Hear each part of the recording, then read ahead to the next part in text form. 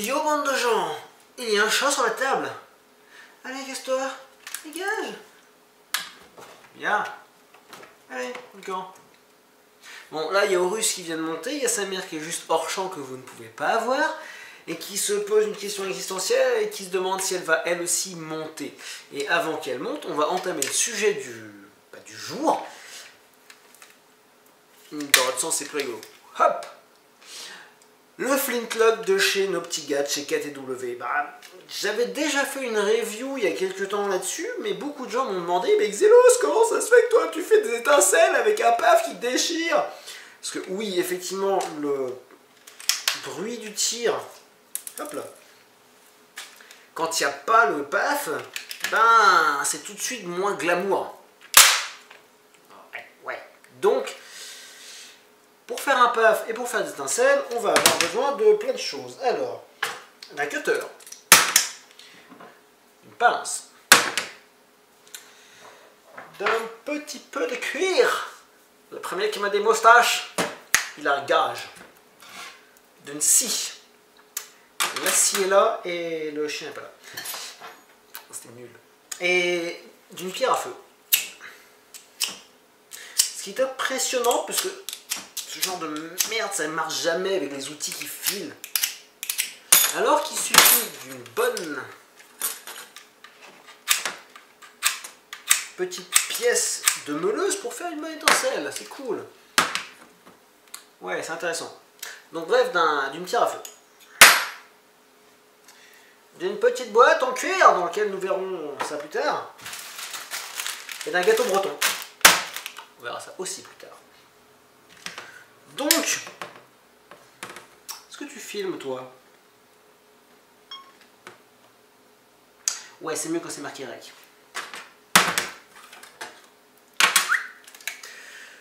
La première modif, la plus simple à faire, ça va être le paf. Donc le paf, on va l'obtenir en creusant le bassinet. Hop là, tac. C'est tout con, j'ai fait un trou. C'est vraiment tout bête, j'ai pris ma perceuse, j'ai pris, d'abord j'ai pris un petit forêt, puis un forêt plus gros, puis un forêt encore plus gros, jusqu'à avoir un trou assez sympathique. Ouais, quand on a des chats, c'est chiant. Et dis donc, t'es pas un casse-couille, toi? Non, mais... Casse-toi, va voir là-bas si j'y suis. Bref, je disais avant que Horus casse les couilles, que, en fait, j'ai juste creusé le bassinet tout con. Donc là, ici, j'ai fait un trou, non, dans ce sens-là, plutôt. Là, ici, j'ai juste fait un trou. Pour symboliser le passage du feu, du pulvérin jusqu'à la poudre. Mais le problème, c'est que quand j'ai fait le perçage, dans ce sens-là, la mèche, elle a touché le bord ici aussi, il aurait dû être plat. C'est problématique, non, on s'en fout. Déjà, si vous faites le trou, vous aurez quelque chose de bien plus esthétique que l'espèce de bassinet plat qui orne votre joli flintlock d'origine, parce que oui, d'origine, le bassinet, il est moche, mais moche d'une force, c'est impressionnant, on dirait un bassinet de pistolet de pirate pour enfants. Ça, c'est la modif la plus simple. Généralement, vous allez faire un trou de la taille d'un claque-doigt qui va bien, tac, remettons ça là, d'un bon vieux claque-doigt des familles. Vous allez glisser dedans. Alors, il se peut que le claque-doigt pète une fois que vous allez rabattre la batterie sur le bassinet. Pour éviter ce genre de désagrément, comme on peut le voir ici, j'ai mis une petite bosse en cuir, sans moustache, pour éviter ça. Ah, et très bien. Alors, faisons-le avec un gros plan. Ah, attention. Paf. C'est quand même hachement classe. Alors, au moment où j'enregistre le truc, je peux absolument pas le savoir, mais il y a de fortes chances que le micro clip et vous réduise le son et réduise le bruit, ce qui est un peu déplorable. Non, ça, vous pouvez le faire parce que d'origine, Flintlock, KTW surtout a fait un truc sympathique sur son Flintlock. T'as fini de faire chez ta mère. Ils ont mis un faux silex, donc en plastique certes, mais dans un vrai morceau de cuir. Et ça, c'est fun. Donc évidemment, nous, ce qui nous intéresse, c'est de faire une étincelle, parce que l'étincelle, c'est tellement fun que ça vous grille dans les endroits sombres. Mais il faut quand même le dire, il y a plus discret. Surtout si on met un claque-doigt, c'est pas pour faire dans la discrétion. Donc pour ce faire, l'étincelle, on va commencer par la partie la plus simple. Prenez votre platine, votre batterie plutôt, et vous y mettez un bon vieux grattoir de meuleuse, tout bête. Donc, ouais, comme grain, je sais pas si on verra bien ici. Ouais, j'ai pris du grain, c'est balèze. Ce qu'il faut que vous fassiez, c'est que vous pointiez dans le magasin de bricolage et que vous essayez pour voir ce que ça donne. Et si vous avez une belle étincelle des familles, ben, vous le prenez. J'ai pris un disque de meuleuse avec des lames, ouais, avec bourré de plein de petites lames. L'avantage, c'est que ça me permet, les lames font pratiquement pile la taille de la batterie. Donc c'est cool, donc il y a juste qu'à faire un petit découpage en forme d'arc de cercle en avant et en avant. Donc là, bah, une bonne vieille colle. Donc là, ce que j'ai mis, c'est j'ai mis de la colle, colle tout, ou 100% repair, 100% répare, enfin bref, 100% truc. Donc vous le laissez sécher très bien. Si vous mettez du double face, comme j'ai fait au début, le double face va bouger. Ce qui fait que quand votre chien va venir taper sur la batterie, bah, ça va faire bouger le grattoir et ça vous fera une étincelle de merde, voire pas d'étincelle du tout. Donc là ici, pour obtenir ce truc là, on se met plein de trucs noirs sur les doigts, c'est cool, et ben on va prendre notre belle petite clé à faire des étincelles, hop là, la voilà. Donc celle-ci a déjà été découpée.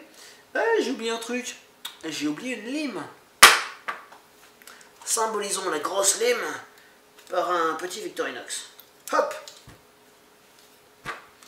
Donc la première chose à faire, hop là, c'est de regarder l'écartement qu'il y a, hop là, cadrage à la con, qu'il y a là-dedans, cette mâchoire. Le problème du flintlock de chez KTW par rapport à un flintlock normal, c'est que la vis de serrage ici, elle n'existe pas. C'est une bouboule.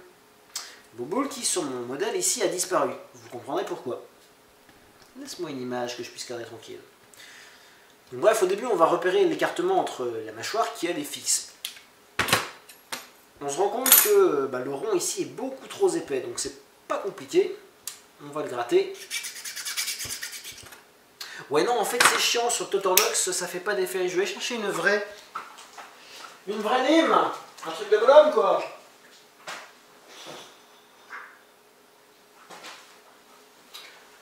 Bougez pas, je reviens. Et toi, tu restes sur le fauteuil. Hop là.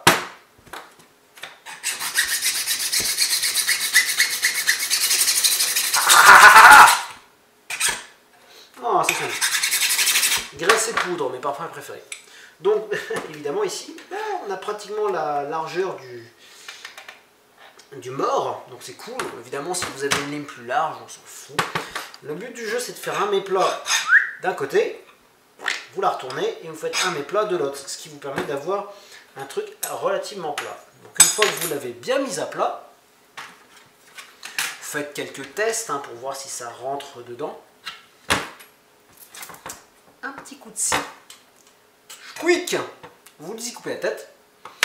Et c'est bon. Et ensuite, ce truc-là, vous le gardez puisque ça permet de s'en faire pratiquement 3. On peut se faire 3 silex.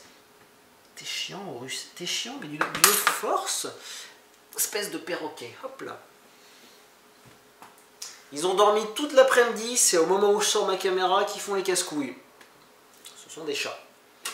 Donc bref, vous lui collez un petit coup de scie sur le coin de la gueule. Ça, c'est fait. La pince, à quoi sert-elle? Elle sert à venir placer et à retirer la pierre. Donc là, je vais la retirer pour vous montrer. Vous voyez que ça marche vachement bien parce que le cuir, il reste encore à l'intérieur. On va le retirer, on va s'en servir. Tac. La lime, c'est bon, on n'a plus besoin non plus. Pouf. Hop là. Donc voilà notre pierre, comme vous pouvez le voir. On a fait un joli petit méplat. Donc c'est plat d'un côté, bon c'est un peu bombé, ça va, parce que bon, j'ai les doigts carrés. Et de main gauche, de main gauche j'ai 10 pouces. Petite bavure ici, parce que quand j'ai scié, il s'est cassé et je n'ai pas bavuré. Ça on s'en fout. Donc, vous mettez votre morceau de cuir sur le côté le plus fin de la pierre. Et ensuite vous venez l'enfoncer directement ici. Alors, à l'intérieur, on va le mettre à l'envers, ça on verra mieux. À l'intérieur ici, vous avez une espèce de morceau en métal qui fait la moitié. Donc évidemment, vous le coupez. Vous obtenez quelque chose totalement creux. Parce que le silex de chez KTW, eh ben, il a une espèce d'encoche en plein milieu. Pourquoi? Peut-être pour pas qu'il glisse à droite et à gauche. Donc, nous, on s'en fout qu'il glisse. De toute façon, il ne glissera pas. Donc, hop là, petit morceau de cuir. Bon, le morceau de cuir, c'est juste pour le fun, le look et le style, parce que ça tient bien sans cuir. On va dire ce qu'il est. Donc, on vient présenter le bout de cuir. Là, je l'ai mis un peu trop en avant. Parce que si le bout de cuir vient frotter sur le grattoir, évidemment, c'est lui qui va frotter et il n'y aura pas d'étincelle. Tac. Et à quoi sert la pince? À part retirer le bout de cuir, et bien la pince va servir à venir l'enfoncer proprement en prenant appui par derrière et en poussant gentiment devant.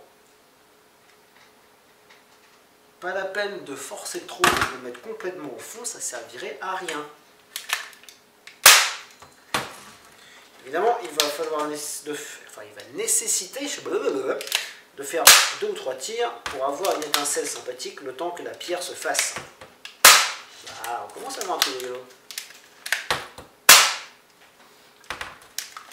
Pour voir ce que ça fait en plus drôle, je vous renvoie vers ma petite vidéo qui va se mettre là, tiens, juste au-dessus du doigt et entre l'autre doigt. Là, là. Vous pouvez cliquer là. Je vous laisse 3 secondes de tête stupide. Ça fait 3. Sur la vidéo sur laquelle j'ai fait un petit shoot à 120 images secondes. Donc là, on a l'étincelle, c'est cool. Vu qu'on a creusé le bassinet juste avant, on va pouvoir tester et mettre un claque-doigt. Hop là, ce cuir, on n'en a plus besoin. Tiens donc, après Horus, voici Pewop. Décidément, tout le monde me casse les couilles. Non mais c'est pas possible ça. C'est pas possible. Au pire, mets-toi sur mon dos, arrête de me casser les noix. Aïe, c'est des griffes ça. Voilà, bien.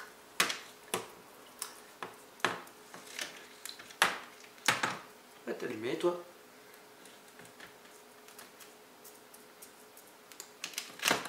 Bien, il n'a pas fait de paf. C'est cool. Donc là, effectivement, vous avez un joli tir avec une belle étincelle, un chat sur le dos. Ah, tu mets des griffes partout, toi. Voilà, c'est mieux. Donc une belle étincelle, un joli paf et une bille qui part très très loin et très très droit. Parce que chez KTW, ils auraient pu faire un peu de fixe. Non, non. Le petit trou que vous voyez là, c'est le hop-up réglable. Oui, ce flingue tire très très très très loin et très très très très droit pour un spring. Par contre, il a un énorme souci. Oui, je ferme un œil. Vous ne pouvez pas le voir. Par contre, ce que vous pouvez voir, c'est qu'il n'a pas d'organe de visée. Il n'y a rien du tout. Il y a bien une espèce de... Ouais, on peut aligner le trou de la... Hop là. On peut aligner le trou de la vis, enfin la forme de la vis, pour faire une espèce d'organe, de simili-organe de visée, mais ça sert à absolument rien. Donc oubliez vos prises tactiques façon 21e siècle. Ici, on tire comme ça. Avec un chat sur l'épaule, c'est encore plus classe. Donc sortez bien le bras, faites une belle pose qui envoie du lourd, et balancez une bille dans le fessier de votre petit collègue de devant. T'es vraiment un pénible, toi. Bon bah ça y est, c'est bon, c'est l'invasion des chats, je vais pas pouvoir tourner ma vidéo tranquillement. Tu montes, tu descends, tu fais ce que tu veux. Donc, sur le flintlock, il y a une pièce très importante à ne pas perdre, c'est ce pitbull. Parce que si vous le perdez, vous n'avez plus de ressort.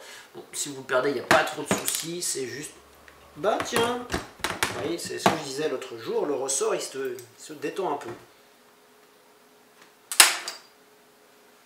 Tiens, t'es out. Hein? Ça bête.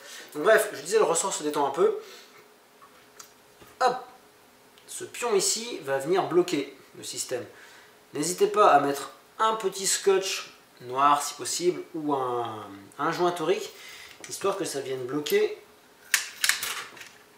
le système. Quand vous mettrez des billes, les billes vont faire remonter le système et ça tiendra. Mais quand on perd, c'est problématique.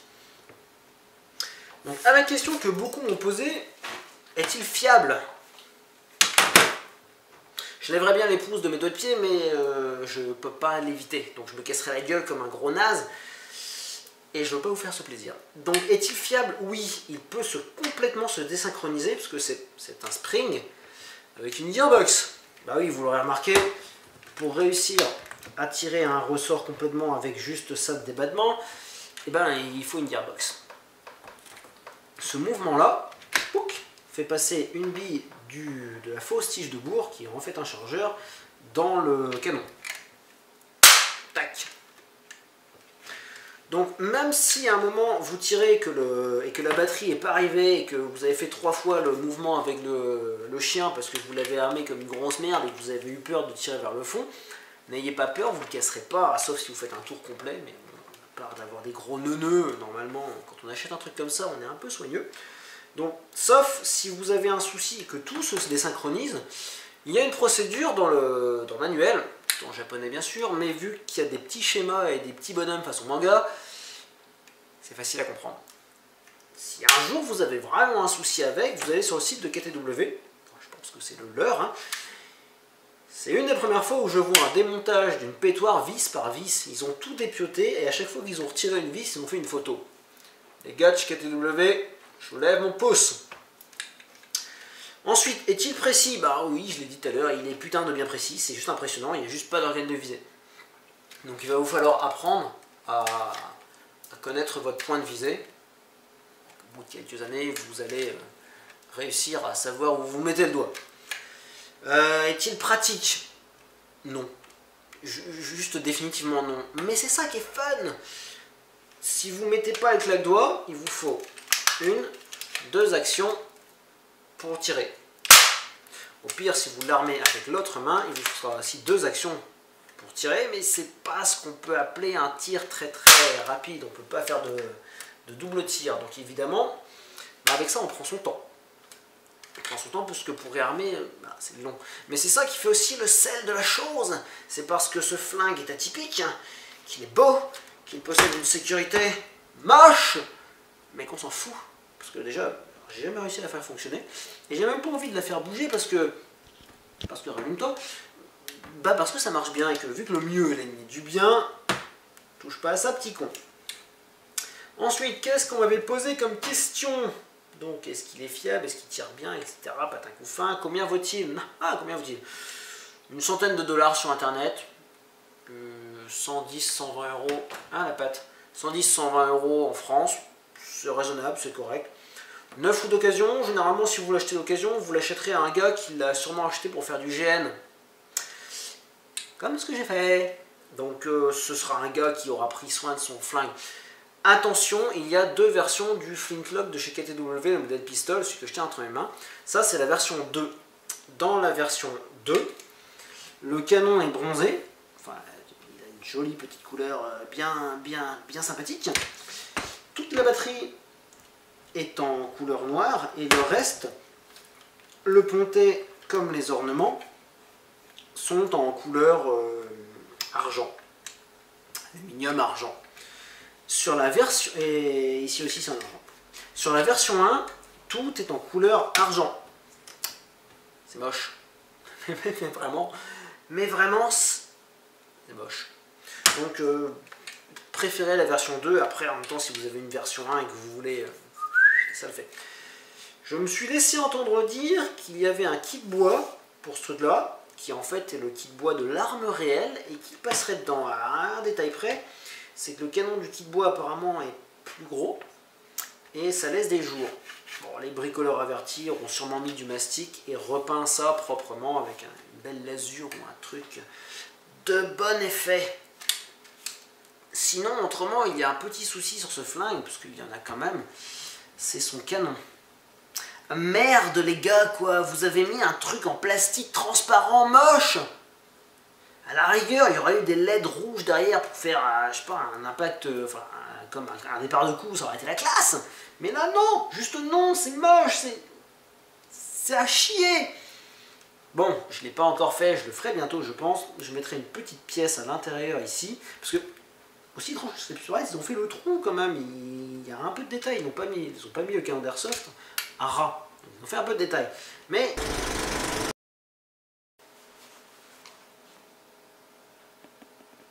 c'est bon, ça filme?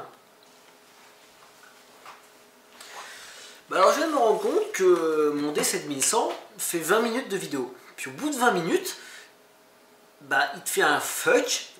En même temps, non, il fait rien. Au bout de 20 minutes, il fait un sucre ou deux. Enfin, non, je dis qu'il faisait rien, il fait même pas un sucre ou deux, s'il s'arrête.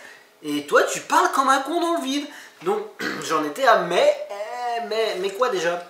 Ah oui, on parlait de cette espèce de gros trou moche. Miam miam, ce gros trou moche. Donc, ah, voilà que vous avez fait un truc en plastique transparent, c'est moche. Ah, c'est moche, moche. Et remoche par derrière. Par contre, il y a un truc qui est assez impressionnant. Je pense que ce flintlock mériterait une version paintball. Parce que, tout comme hop là, le petit gobelin, l'arme d'échafouin, et la réplique d'échafouin aussi, ça doit exister en André, ce truc, cette arme. Hop là. Donc la réplique d'échafouin, si mes souvenirs sont bons, le gobelin, on peut mettre une balle de paint, ou plusieurs billes d'airsoft. Donc je rêve d'un flintlock où on pourrait mettre une grosse balle de paint, parce qu'apparemment maintenant il y a des balles de paint qui n'explosent plus. Donc ça pourrait être rigolo. Évidemment, une balle de paint à bourrer par la bouche, sinon c'est pas drôle. De toute façon, on ne pourrait pas avoir de magasin en dessous, ça ferait quelque chose de bien moche et dégueulasse. Tac, bon, j'en étais où? Ah oui, alors, c'était quoi les questions? Est-ce qu'il est cher? Donc j'ai parlé qu'il coûtait une centaine de neurones, un peu plus en France. Est-ce qu'il est précis? Est-ce qu'il est bien? Est-ce qu'il est fiable? Oui. Qu'est-ce qu'on peut dire? Qu'il va dépareiller quelque chose de dingue sur votre tenue Modern Warfare, mais bon, après, pour la collection. Ouais, pour la collection. Pour la collection, il envoie du lourd. J'ai failli me mettre un coup de flintlock dans mon nez. Donc oui, il envoie du lourd parce qu'il est beau, tout simplement. Il n'y a pas à chier, donc enfin, en tout cas, la version 2 est belle. Et l'avantage de cette blague-là, par rapport à une réplique fonctionnelle, démilitarisée, ou juste une réplique non tirante avec un trou et puis de la merde dans le canon, c'est qu'au moins dans celle-là, avec celle-là, on va pouvoir tirer dans son jardin, c'est cool. Quand tiens, en fait, t'as vu, j'ai un nouveau pistolet au-dessus de ma cheminée, il est cool, ouais, on peut tirer dans mon jardin, cool. Donc ouais, c'est relativement fun. Sinon, je pense que c'est tout ce que je peux dire. Ah si, des fois le pontet a la fâcheuse tendance à se barrer. Peut s'enlever, bon, vous le remettez dedans, vous le reclipsez, hein, c'est pas compliqué, au pire vous le collez. Donc pour ma part, j'ai pas eu envie de le coller parce que je me suis dit que si un jour je devais le démonter, ça ferait des traces de colle, ce serait moche. Donc c'est absolument tout. Ah oui, par contre, autrement, vous serez obligé de vous fabriquer un holster. Peut-être d'en acheter un si ça existe, mais moi pour ma part, je vais me fabriquer un holster. L'avantage de mon holster, c'est que quand il est actif, le holster vient pousser sur la batterie, ce qui maintient la batterie sur le bassinet, ce qui est pas mal. Bon, ça n'empêche pas que dans certains mouvements, après à la fin, je le retrouve plus haut avec le truc complètement en vrac. Clac.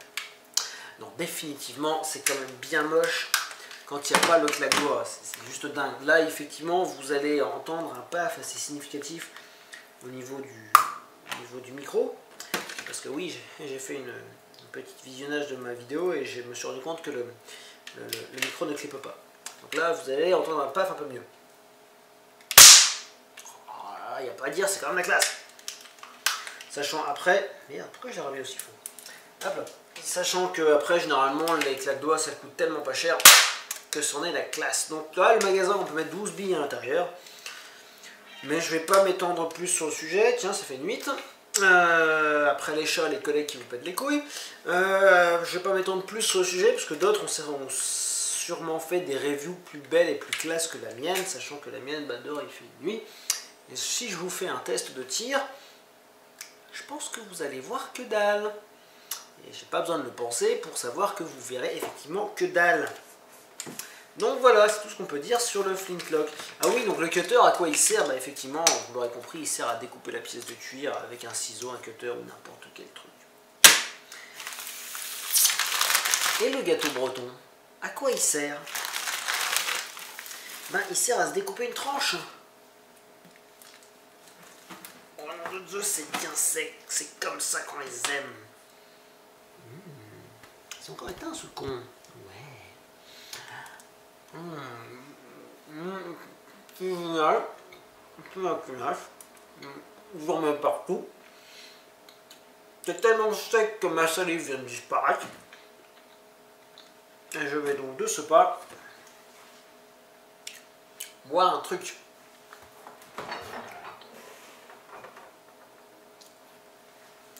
Non, je ne me murgerai pas la gueule devant vous pour la simple et bonne raison que je ne bois pas d'alcool. C'est pour ça que j'ai un bar bien rempli.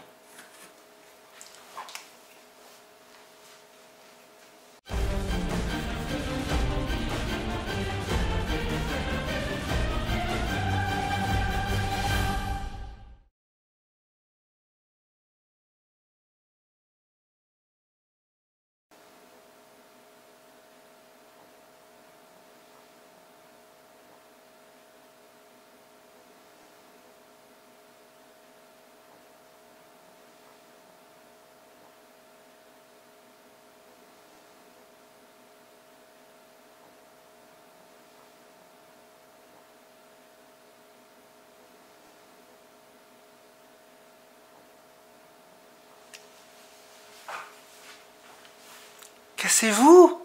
Il n'y a plus rien à voir! Oui, je sais! Cette réplique est nulle! Et ma tête est floue!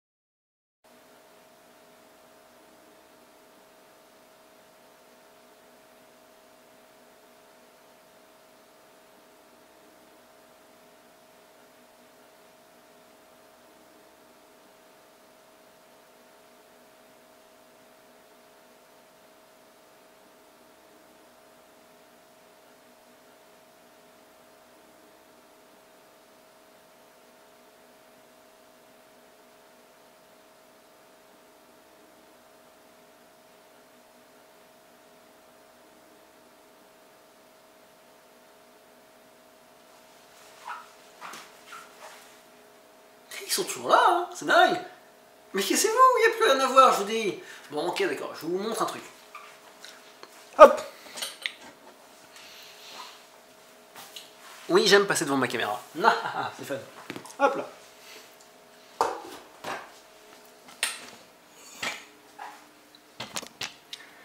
Tac. Ah merde, c'est pas la bonne vis. Ah, quelle naze. Ah, c'est celle-là. Spouk.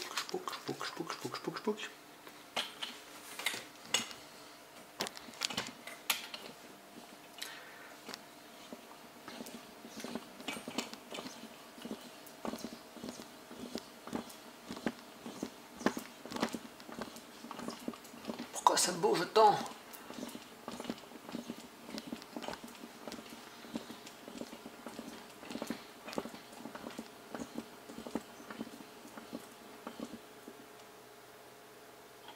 Mais il est flou.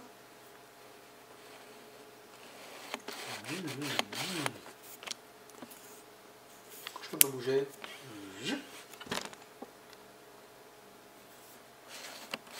Ouais, c'est toi qu'on parle. Hein, la tête floue là.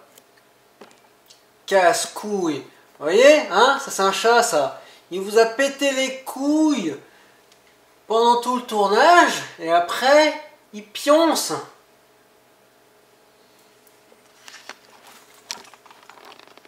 Hop là! Je vous rassure. Sa mère n'est pas mieux. Hop là, ne passons pas devant le grand truc qui fait de la lumière. Regardez-moi ça! Regardez-moi ça! Regardez-moi ça! Allô? Ah oui, alors si vous avez des chats, un truc très important, faites-les chier. Faites-les chier à mort. Parce que si vous les faites pas chier, parce que là ils sont en train de dormir, si vous les faites pas chier, eux ils seront d'attaque une fois que vous irez au lit. Hein, la truffe? Eux ils seront d'attaque. Et le problème, c'est qu'ils vous laisseront pas dormir. Voilà. Bon, évidemment, il y a plus chiant pour les faire chier, mais c'est déjà pas mal, hein? Ouais, tu es chiante. Tu peux bouger de la bazouille, tu as le droit. Toujours là, lui, hein? Je crois que tu vas y échapper? Tu crois que je vais te laisser dormir tout seul? Hop là. Chapeau. Un tabouret de bonne aloi. Et non faire chier un chat. Hop là.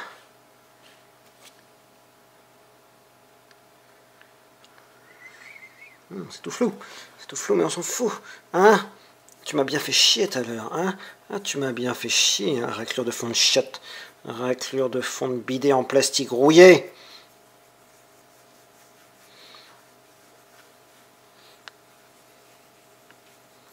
Ah ouais, tu peux mettre ta patte, toi. Hein, t'as le droit. Casse-noix.